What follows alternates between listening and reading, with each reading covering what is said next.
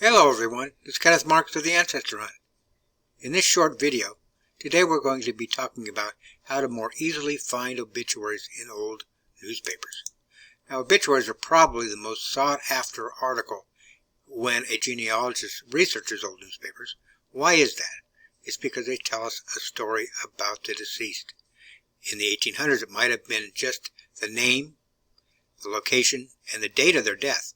But in more recent times, they have a lot more information about their relatives and relationships, and indeed about how they lived their life.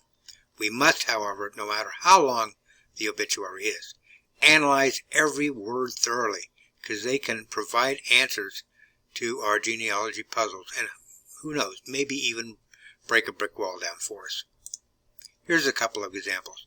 On the left side, we have one that's more of a story type of obituary. It tells us when he died.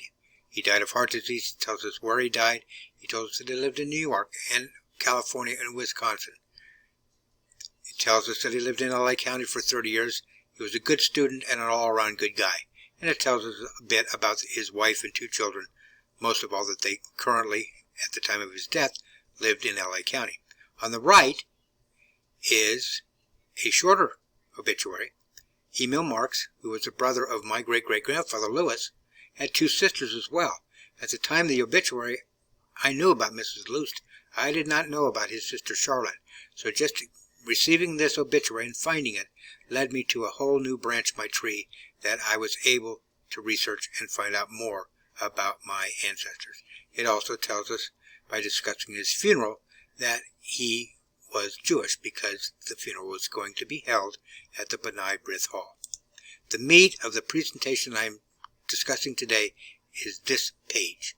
These words are almost always used in an obituary. Not all 10 of them at once, but one or more of them.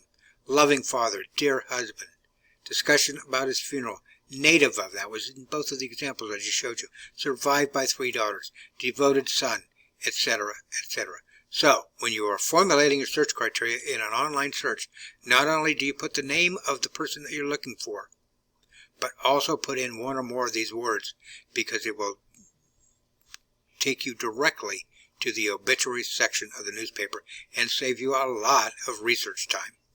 Another thing that will save you time is by using the obituaries page on the Ancestor Hunt website.